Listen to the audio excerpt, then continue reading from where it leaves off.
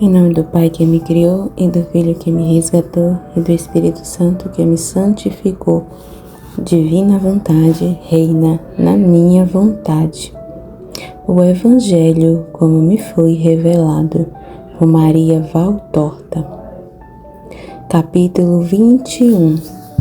Chegada de Maria a Hebrom e seu encontro com Isabel. 1º de abril de 1944. Estou num lugar montanhoso. Não são grandes montes, mas também não são colinas. Eles também têm suas lombadas e grotões, como as grandes montanhas, por exemplo, os nossos Apeninos na região da Toscana e da Umbria. A vegetação é densa e bela, onde há em abundância nascentes de águas frescas, que mantêm sempre verdes as pastagens com as árvores dos pomares carregadas de frutos, quase todas macieiras, figueiras e videiras, sendo estas ao redor das casas. Devemos estar na primavera, porque os cachos já estão bem desenvolvidos e os pequenos bagos da uva já aparecem como grãos nos ramos, como bolinhas verdes.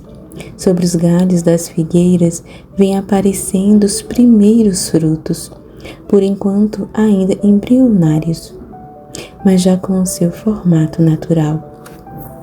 Os prados se exibem, formando um grande tapete fofo e bastante colorido. Por cima deles pastam as ovelhas, puxando e comendo folhas, ou repousando aqui ou ali, como se fossem manchas brancas sobre o mar de esmeralda formado pelas ervas. Maria vai subindo no seu burrinho por uma estrada em muito bom estado e que deve ser a estrada mestra. Ela vai subindo porque o povoado que nos oferece uma vista muito agradável fica no alto. Meu monitor interior me diz: este lugar é o Hebrom. Ela falava-me de Montana. Não sei o que dizer. A mim me foi dito este nome. Não sei se Hebrom é o nome dado a toda esta região ou ao povoado, mas eu digo como ouço. Maria está entrando no povoado. Há mulheres nas portas. Já chegou a tarde e observam a chegada da forasteira. Depois começam a falar umas com as outras sobre o que viram. Vão acompanhando a forasteira com o olhar e não ficam sossegadas enquanto não a veem parar na frente de uma das mais belas casas, situadas bem no meio do povoado, tendo à frente um jardim e atrás um pomar muito bem tratado, estendendo-se o terreno depois de um vasto prado que sobe e desce pelas sinuosidades do monte, acabando num bosque de árvores altas, além das quais não sei o que há. Tudo está cercado por uma sebe de amoreiras e roseiras selvagens. Eu não distingo bem, porque, como se sabe, a flor e a folhagem dessas moitas espinhosas são muito parecidas, e enquanto não aparecem os frutos nos galhos, é fácil nos enganarmos. No lado da frente da casa, que é o lado onde termina o povoado, a propriedade está cercada por um pequeno muro branco, no qual se espraiam os ramos das roseiras verdadeiras, que, embora estejam ainda sem flores, estão cheias de botões. No centro há um portão de ferro fechado. Logo se vê que esta deve ser a casa de um dos notáveis do povoado, ou de pessoas abastadas, porque tudo demonstra, se não riqueza e ostentação, certamente demonstra bem-estar. Tudo está em ordem. Maria desce do burrinho e se aproxima do portão. Olha por entre as barras, não vê ninguém, então procura fazer-se ouvir. Uma pequena senhora, mais curiosa do que as outras, a tinha acompanhado e mostrar-lhe um utensílio muito especial que faz as vezes de uma campainha. São 2 pedaços de metal colocados em equilíbrio sobre uma barra. Sacudindo-se esta barra, ao puxar-se uma corda. As duas peças batem uma na outra, produzindo o som de um sino ou de um gongo. Maria puxa a corda, mas de um modo tão delicado que o som produzido é um levíssimo tinido, que ninguém ouve. Então a mulherzinha, uma velhota do nariz e queixo grande, com uma língua imensa, agarra a corda e puxa muitas vezes em seguida. O barulho que ela fez com isso dava para ressuscitar o morto. É assim que se faz, mulher. Pois de um outro modo, como vos poderiam ouvir? Ficai sabendo que Isabel está velha e Zacarias também está velho. Além disso, agora ele também, além de mudo, está também surdo. Os 2 criados estão velhos também, sabes? Nunca viestes aqui? Conheces Zacarias? Sereis vós, talvez. Para livrar Maria de um dilúvio de notícias e de perguntas, apareceu um velhinho decidido, que deve ser o jardineiro ou um agricultor, pois traz na mão um sacho e amarrada à cintura uma podadeira. Ele abre o portão. Maria entra agradecendo a mulherzinha, mas deixando-a sem resposta. Que desilusão para a curiosa! Logo que entrou, Maria disse: Sou Maria de Joaquim e de Ana, de Nazaré, prima de teus patrões. O velhinho se inclina e a saúda, e depois em voz alta chama: Sara, Sara! E torna a abrir o portão para fazer entrar o burrinho que tinha ficado de fora, porque Maria, para ver-se livre da pegajosa velhinha, tinha escapado rapidamente para dentro. E o jardineiro, tão rápido como Maria, tinha fechado o portão no nariz da importuna. Enquanto está fazendo o jumento passar, ele diz: Ah, que grande felicidade, que grande desgraça aconteceram a esta casa!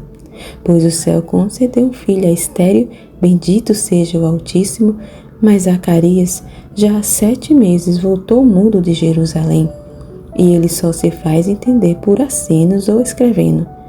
Teríeis vós sabido disso? Minha patroa desejou ter-te aqui, em sua alegria e em sua dor. Ela sempre falava de vós com Sara e dizia: Se eu tivesse a minha pequena Maria aqui comigo, se ela tivesse ficado ainda no templo, eu teria mandado Zacarias ir buscá-la. Mas agora o Senhor quis que ela se casasse com José de Nazaré. Só ela que poderia me confortar nesta dor e ajudar-me a orar a Deus, pois ela é tão boa. No templo todos sentem saudades dela. Na festa passada, quando fui com Zacarias a Jerusalém, para agradecer a Deus por me ter dado um filho, ouvi as mestras delas que diziam: O templo parece estar sem os querubins da glória, desde que a voz de Maria deixou de ser ouvida por estas paredes. Sara, Sara, minha mulher é um pouco surda, mas vem que eu te guio. Mas em vez de Sara, quem aponta no alto de uma escada que está ao lado da casa é uma mulher muito velhinha, já toda cheia de rugas e com os cabelos bem salpicados de fios brancos, cabelos que um dia devem ter sido muito pretos, bem como os cílios e as sobrancelhas. Ela deve ter sido morena pela cor do seu rosto. Um contraste estranho com a sua evidente velhice é o seu estado, já muito visível. Mesmo estando com vestes amplas e soltas, ela olha fazendo um anteparo com a mão para amortecer a claridade. Logo reconhece Maria. Levanta então os braços para o céu, diz um "oh", cheio de espanto e de alegria, e se precipita do melhor modo que pode ao encontro de Maria. Também Maria, que é sempre tranquila em seus movimentos, corre agora ágil como cervo. Chega até os pés da escada na mesma hora em que Isabel também chega e recebe a sua prima sobre o coração que com viva expansão chora de alegria ao vê-la. Ficam abraçadas por um instante, depois Isabel solta um ar, que é um misto de dor e de alegria, e leva as mãos sobre o ventre avolumado. Abaixa o rosto, empalidecendo e ruborizando-se alternadamente. Maria e o criado estendem as mãos para sustentá-la, porque ela está vacilando como quem se sente mal. Mas Isabel, depois de ter ficado um minuto como que recolhida em si mesma, levando o rosto de tal modo radiante que parece rejuvenescido, olha para Maria, sorrindo com veneração, como se estivesse vindo um anjo, e depois se inclina em sua saudação, que vem do fundo do seu ser, dizendo: Bendita és tu entre todas as mulheres, bendito é o fruto do teu ventre. Ela fala assim em duas frases bem destacadas. Como foi que eu mereci que tenha vindo a mim sua serva, a mãe do meu Senhor? Pois ao som da tua voz o menino saltou do meu ventre, como cheio de alegria, quando eu te abracei, e o Espírito do Senhor disse ao meu coração verdades altíssimas. Tu és bem-aventurada, Maria, porque acreditastes que para Deus fosse possível até o impossível, segundo a nossa mente humana. Tu és bendita, porque por causa da tua fé farás cumprir as coisas que foram para ti preditas pelo Senhor e preditas aos profetas para este tempo. Tu és bendita pela saúde que geras a estirpe de Jacó. Tu és bendita por teres trazido a santidade ao meu filho, que salta como um cabrito, querendo externar sua alegria. Salta de puro júbilo em meu ventre, porque está sentindo-se libertado do peso da culpa, chamado para ser aquele que deve preceder, sendo para isso santificado antes da redenção, pelo santo que está crescendo em ti. Maria, com duas lágrimas que descem como pérolas de seus olhos, que estão rindo com a boca que sorri, com o rosto levantado para o céu e com as mãos também elevadas, naquela postura que mais tarde muitas vezes vai ser tomada por Jesus, exclama: Minha alma canta as grandezas do seu Senhor. E continua o cântico como nos foi transmitido. No fim, ao versículo, veio em socorro de Israel, seu servo, e etc. Ela junta as mãos sobre o peito e se ajoelha, muito inclinada para a terra, adorando a Deus. O criado, que prudentemente tinha tratado de desaparecer dali, logo que percebeu que Isabel não estava passando mal, mas que estava confidenciando seu pensamento a Maria, volta do pomar com um imponente ancião vestido de branco, de barba e cabelos completamente brancos, e que com grandes gestos e emitindo sons guturais saúda de longe Maria.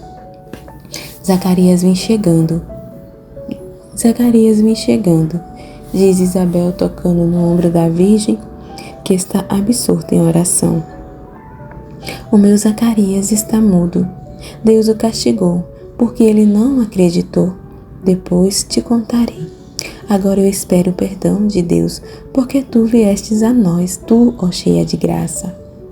Maria se ergue e vai ao encontro de Zacarias, inclinando-se até a terra diante dele, beijando-lhe a fímbria da veste branca, e o cobre até o chão. É uma veste muito ampla, presa em seu lugar na cintura por um galão grosso e bordado. Zacarias, por meio de gesto, dá as boas-vindas a Maria, e os dois, em companhia de Isabel, entram todos em um salão térreo vasto e bem arrumado, onde fazem com que Maria se assente. Ele oferece uma taça de leite tirado na hora, ainda espumante, com uns pãezinhos. Isabel dá ordens à criada, que afinal também apareceu com as mãos enfarinhadas e com os cabelos ainda mais brancos, também por causa da farinha que está por cima deles. Talvez ela estivesse fazendo pão. Dar ordens também ao criado, que percebi chamar-se Samuel, para que ele leve o baú de Maria para o quarto que ela lhe está mostrando. Cumpre-se todos os deveres de uma dona de casa para com a sua hóspede. Nesse meio tempo, Maria está respondendo às perguntas que Zacarias lhes faz, escrevendo sobre uma tabuinha encerada com um estilete. Percebo pelas respostas que ele está perguntando por José e como vai ela casada com ele. Nesse ponto eu chego a compreender que a Zacarias foi negada também toda a luz sobrenatural a respeito do estado de Maria e de sua condição de mãe do Messias. É Isabel que, indo para perto do seu marido e pondo-lhe com amor uma mão sobre o ombro, como para uma casta carícia, lhe diz: Maria também é mãe, alegra-te com a felicidade dela. Mas não lhe fala mais nada. Olha para Maria, Maria olha para ela sem convidá-la a falar nada mais, e ela então se cala. Doce, docíssima visão, ela desfaz o horror que ficou em mim pela visão do suicídio de Judas. Ontem de noite, antes de dormir, vi o pranto de Maria inclinada para a pedra da unção, sobre o corpo morto do Redentor. Ela estava ao lado direito dele, de costas para a abertura da gruta sepulcral. A luz das tochas batia em seu rosto e me fazia ver esse pobre rosto devastado pela dor e lavado pelo pranto. Ela pegava a mão de Jesus e a acariciava, procurava aquecê-la, encostando-a em sua face, e a beijava. Estendia os dedos dele, beijava-os um por um, estes dedos que não se moviam mais. Depois acariciava o rosto, inclinava-se para beijar-lhe a boca aberta, os olhos semi-fechados, a fronte ferida. A luz avermelhada das tochas faz que pareçam ainda mais vivas as chagas por todo aquele corpo torturado, e mais acentuadas ainda a crueldade da tortura padecida e a realidade de estar morto. Eu fiquei contemplando enquanto se conservou lúcido o meu entendimento. Depois, tendo despertado da sonolência, rezei e tratei de ficar quieta, para dormir de verdade.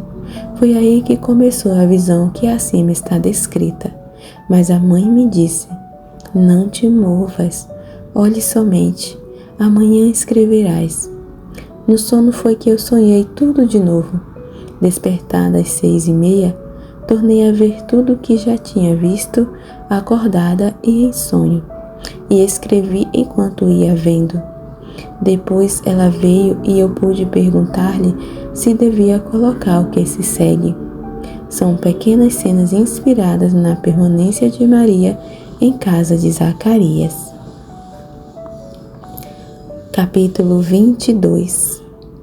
Os dias transcorridos em Hebrom, os frutos da caridade de Maria para com Isabel. 2 de abril de 1944. Vejo Maria costurando. Parece ser de manhã e ela está sentada na sala térrea. Isabel vai e vem, ocupando-se com os trabalhos da casa. E quando entra, não deixa nunca de ir fazer uma carícia na cabeça loura de Maria, que está parecendo ainda mais loira, agora que vejo no fundo as paredes escuras, ao mesmo tempo em que sua cabeça está sendo iluminada por um belo raio de sol que entra pela porta aberta do lado do jardim.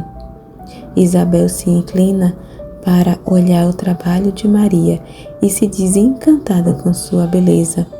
É o bordado que ela tinha começado em Nazaré. Tenho também linho para fiar, diz Maria.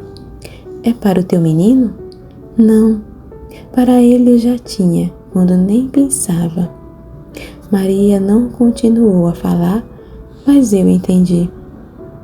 Quando não pensava que ia ser mãe de Deus. Mas agora terás que usá-lo para ele. É um linho bonito? É fino? Os bebês, como sabes, precisam de tecidos muito macios. Eu sei. Eu tinha Comecei tarde porque quis ter certeza antes de tudo que não era mais do que um engano do maligno. Ainda que sentisse em mim uma alegria tão grande que não podia vir de Satanás. Depois sofri muito. Estou velha, Maria, para ficar nesse estado. Sofri muito. Tu não sofres?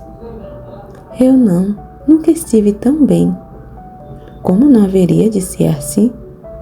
Tu em ti não há mancha, se Deus te escolheu para seres sua mãe.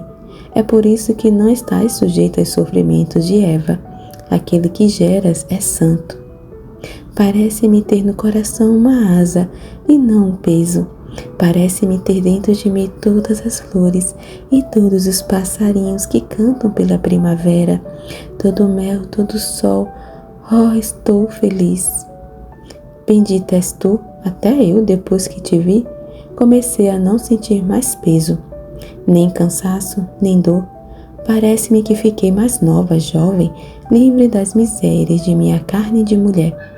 O meu bebê, depois de ter saltado feliz ao som da tua voz, tratou de ficar quietinho em sua alegria. Parece-me tê-lo dentro de mim, como em um berço vivo. Parece-me vê-lo dormir satisfeito e feliz, respirando como um passarinho, alegre debaixo da asa da mãe. Agora sim vou começar a trabalhar. Não me será mais pesado. Estou enxergando pouco mais. Deixa disso, Isabel, eu me ocuparei. Enfiar e tecer para ti e para o teu bebê. Eu posso fazer depressa o trabalho, pois enxergo bem, mas terás também que pensar no teu. Oh, mas ainda tenho bastante tempo. Primeiro vou pensar em ti, que já estás perto de ter o teu pequenino, e depois pensarei no meu Jesus.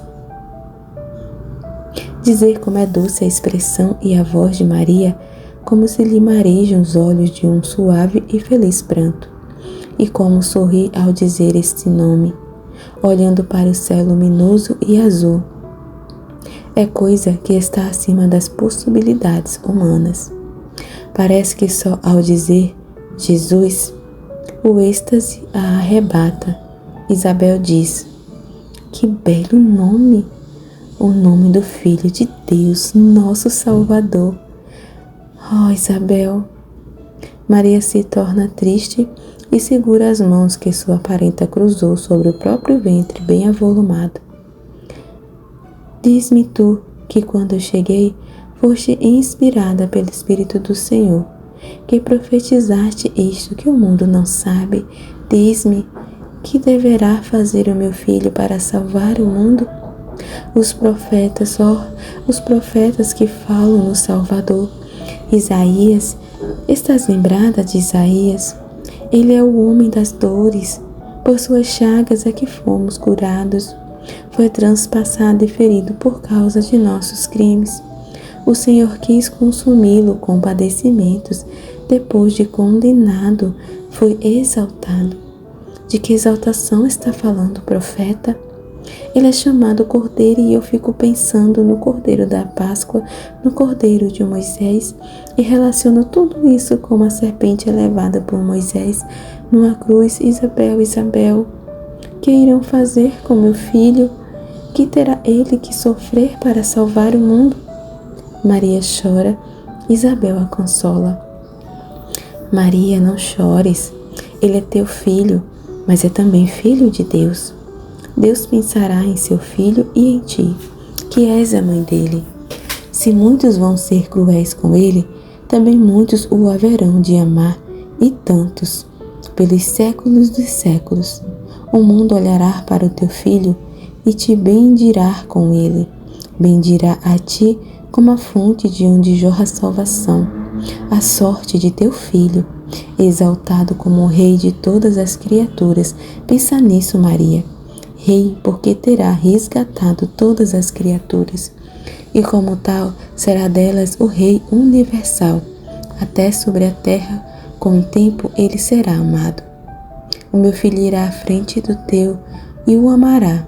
Assim disse o anjo a Zacarias. Zacarias escreveu isso para mim. Ah, que dor que eu sinto por ver assim mudo meu Zacarias. Mas espero que quando o menino nascer, o pai ficará livre do seu castigo. Reza tu que és a sede do poder de Deus, a sede do poder de Deus e a causa da alegria do mundo.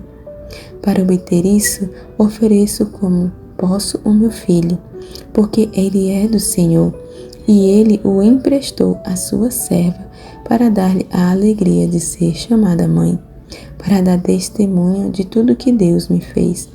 Quero que ele se chame João, pois não é uma graça o meu menino? E não foi Deus que me deu esta graça? Deus te fará essa graça, estou certa disso. Eu rezarei contigo. Como eu sinto por vê-lo mudo. Isabel está chorando. Quando ele escreve, por que não pode mais falar? Parece-me que montes e mares estejam entre mim e o meu Zacarias. Depois de tantos anos de doce palavras, agora só há silêncio em sua boca.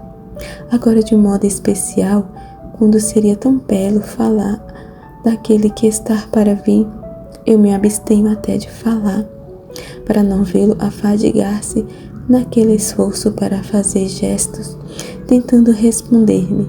Tenho chorado tanto, quanto eu tenho desejado a tua presença aqui. O povoado todo fica olhando, falando e criticando. O mundo é assim. Quando se tem uma dor ou uma alegria, tem-se necessidade de alguém que compreenda, e não de alguém que critique. Agora me parece que a vida está bem melhor. Sinto em mim uma alegria desde que vieste ficar comigo. Sinto que a minha provação está para ser superada e que logo serei totalmente feliz. Assim vai ser, não é verdade? Eu me sinto conforme com tudo. Mas se Deus perdoasse o meu esposo, se eu pudesse ouvi-lo rezar de novo. Maria acaricia e conforta, e a convida para distraí-la a sair um pouco pelo jardim ensolarado. Caminham debaixo de uma parreira bem cuidada e chegam até uma torrinha de construção rústica, em cujos buracos os pombos fazem ninhos. Maria joga comida para os pombos e ri, porque eles se precipitam sobre ela, com um contínuo arrulhar em revoadas, formando círculos iridescentes ao redor dela, sobre sua cabeça, sobre os ombros, sobre os braços e as mãos. Eles vêm pousar, espichando os pescoços para com seus bicos rosados catar os grãozinhos nas palmas das mãos, bicando de um modo gracioso os lábios rosados da Virgem e seus dentes que brilham ao sol. Maria vai tirando de um saquinho alguns dourados grãos de trigo e os joga e fica sorrindo ao ver aquele torneio do qual participam os mais vorazes. Como eles gostam de ti, Isabel diz. Há poucos dias que estás conosco e eles gostam de ti tanto quanto gostam de mim, que sempre tratei deles. O passeio prossegue até chegarem a um recinto fechado, onde estão umas cabras com seus cabritinhos. Voltaste do pasto? Pergunta Maria a um pequeno pastor que ela acaricia. Sim, porque meu pai me disse, vai para casa, porque daqui a pouco vai chover, e temos umas ovelhas que estão para dar cria. Providencia que elas tenham erva enxuta e que a cama dos animais esteja preparada. Ele lá vem vindo. E assina mostrando para o outro lado do bosque, de onde está vindo um balido continuado e trêmulo. Maria está acariciando o cabritinho loiro como uma criança, que se roça contra ela, e junto com Isabel, bebe leite tirado na hora e que o pastorzinho lhes oferece. Chegam as ovelhas, guiadas por um pastor cabeludo como urso, mas deve ser um bom homem, pois vai levando sobre os ombros uma ovelha que se lamenta. Ele a põe no chão devagar e explica, estar para ter cordeirinho. Já não podia mais caminhar, de tão cansada. Eu a coloquei sobre os ombros, tive que dar uma boa carreira para chegar a tempo. A ovelha, mancando por causa das dores, é conduzida até o redil pelo menino. Maria sentou-se sobre uma pedra e está brincando com os cabritinhos e os cordeirinhos, oferecendo-lhes folhas de trevo, que ela coloca diante de seus focinhos rosados. Um cabritinho branco e preto põe a patinha sobre os ombros e lhe cheira os cabelos. Não é pão, diz Maria rindo, mas amanhã te trarei uma crosta de pão. Fica bonzinho por enquanto. Também Isabel ri, agora mais tranquilizada. Estou vendo Maria fiando muito ligeira debaixo da parreira, onde as uvas já estão aumentando de tamanho. Deve ter passado um bom tempo, porque as maçãs já começam a avermelhar-se nos ramos e as abelhas já estão zumbindo ao redor dos figos maduros. Isabel está bem volumosa e caminha com dificuldade. Maria olha para ela com atenção e amor. Também Maria, quando se levanta para apanhar o fuso que caiu, parece mais arredondada nos quadris e a expressão de seu rosto está diferente. Está mais madura, antes uma menina, agora uma mulher. As mulheres entram para casa porque a tarde vem chegando e no quarto já estão sendo acesas as lâmpadas. Enquanto espera a ceia, Maria está tecendo. Será mesmo que não ficas cansada? Pergunta Isabel, mostrando o tear. Não, podes crer. A mim este calor me deixa prostrada. Já não tenho sofrido mais, mas agora o peso é grande para meus velhos rins.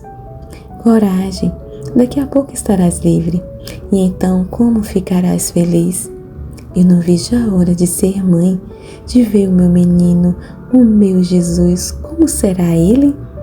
Será bonito como tu, Maria. Não, será mais bonito. Ele é Deus e eu sou a serva dele. Mas eu queria dizer, será loiro ou será moreno? Terá uns olhos como o céu sereno ou como os dos cerros das montanhas? Eu faço ideia de que ele será mais belo que um querubim, com os cabelos encaracolados e cor de ouro, com os olhos da cor do nosso mar da Galileia, no momento em que as estrelas começam a mostrar-se lá nos confins do céu, com uma boca pequenininha e vermelha, como um pedaço de uma romã que se abriu depois de ter amadurecido ao sol, e nas faces terá um rosado como esta pálida rosa, e duas mãozinhas que caberiam na cavidade de um lírio, de tão pequenas e bonitas. Seus 2 pezinhos poderiam caber no côvado de minha mão, delicados e lisos como uma pétala de flor. Olha, eu acrescento a ideia de que eu faço dele todas as belezas que a terra me pode sugerir. Eu já ouço a sua voz, será sua voz quando chora, porque o meu menino haverá de chorar um pouco, por fome e por sono. Isso será sempre a grande dor para sua mãe, que não suportará, não suportará ouvi-lo chorar, sem ficar com o coração transpassado. Seu soro cheirar como aquele balido do cordeirinho, que agora estamos ouvindo, que nasceu há poucas horas e que está procurando a teta e depois o calor da lã de sua mãe para poder dormir. Ele terá um sorriso que me encherá o coração, enamorado pelo meu filho do céu. Meu filho do céu, posso ficar enamorada por ele porque ele é meu Deus, e amá-lo não vai contra a minha virgindade consagrada. Ele será em seu sorriso como esse festivo arrulhar do pombinho, feliz por ter se saciado e contente por estar em seu morno ninho. Fico pensando como serão seus primeiros passos, como um passarinho saltitante sobre um prado em flor. O prado vai ser o coração de sua mamãe, que estará atenta aos seus pezinhos cor-de-rosa, para que não esbarrem em nada que os machuque, como haverei de amá-lo o meu menino, meu filho, e José também o amará. Tu deverás dizer tudo isso a José. O rosto de Maria fica noivado e ela suspira. Deverei dizer-lhe sem dúvida tudo isso. Eu gostaria que o céu lhe dissesse tudo por mim, porque é uma coisa difícil de dizer. Queres que lhe diga eu? nós vamos convidá-lo para a circuncisão do João e, não, eu entregarei a Deus o encargo de instruir o José sobre sua sorte feliz de ter sido escolhido para nutrir o Filho de Deus. E o Senhor fará isso. O Espírito me disse naquela tarde, cala-te, deixa a minha tarefa de justificar-te. E Ele o fará. Deus não mente nunca. Para mim é uma grande provação, mas com a ajuda do Eterno será superada. De minha boca, com exceção de ti, a quem o Espírito Santo revelou, ninguém vai ficar sabendo a benignidade que o Senhor fez para com sua serva. Eu sempre deixei de falar nisso até com Zacarias, que teria ficado muito alegre se o soubesse. Ele acha ainda que tu és mãe, mas pelas leis da natureza. Eu sei, e assim quis por prudência. Os segredos de Deus são santos. O anjo do Senhor não revelou a Zacarias a minha maternidade divina. Ele teria podido fazê-lo se Deus o tivesse querido, porque Deus sabia que estava iminente o tempo da encarnação do seu Verbo em mim. Mas Deus conservou escondida a Zacarias esta luz de alegria que rejeitava como coisa impossível que em vossas idades pudesseis ter um filho. Eu me conformei com a vontade de Deus e tu estás vendo. Tu ouvistes o segredo que está vivo em mim. Ele não percebeu nada. Enquanto não caiu o obstáculo, que é a sua incredulidade diante do poder de Deus, ele ficará afastado das luzes sobrenaturais. Isabel suspira e fica calada. Zacarias está entrando. Oferece os rolos a Maria. É hora da oração antes da ceia. É Maria quem reza em voz alta em lugar de Zacarias, depois assenta-se à mesa. Quando não estiverdes mais aqui, como iremos sentir a falta de quem reze por nós? Diz Isabel, olhando para o seu marido mudo.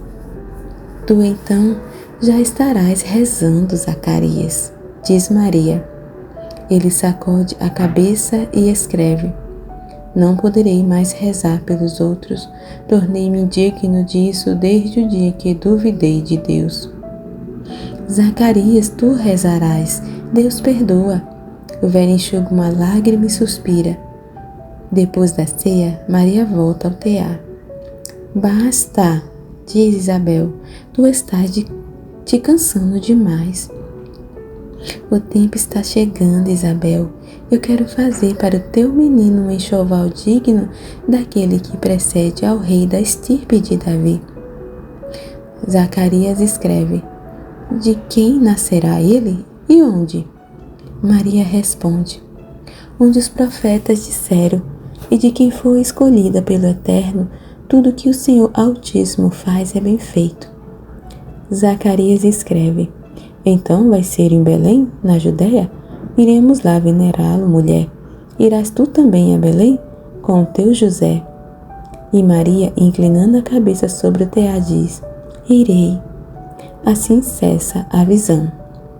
Maria diz: a primeira caridade para com o próximo há de ser exercida para com o próximo. Não penses que isso seja um jogo de palavras, porque a caridade se exerce para com Deus e para com o próximo. Na caridade para com o próximo está compreendida também a que é dirigida a nós mesmos. Mas, se nos amarmos mais do que aos outros, já não estaremos sendo caridosos, e sim egoístas. Mesmo nas coisas lícitas, precisamos ser tão santos a ponto de darmos sempre a precedência às necessidades do próximo. Ficai bem atentos, meus filhos, que Deus compense os generosos com os meios do seu poder e da sua bondade. Esta certeza me fez ir a Hebrom ajudar minha parenta no estado em que ela se achava.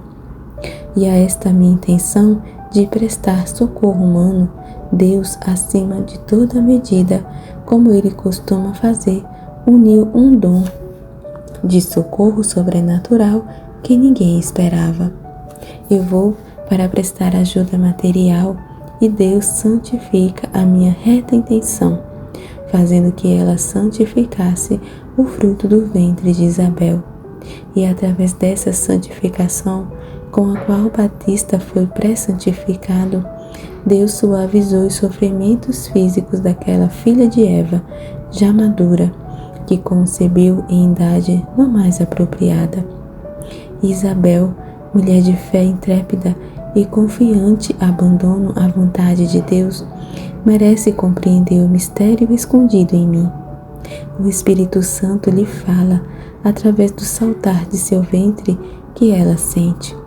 Assim o Batista pronunciou seu primeiro discurso de anunciador do Verbo, através dos véus e das paredes formadas pelas veias e pela carne que o separa de Isabel, e ao mesmo tempo o une à sua santa mãe.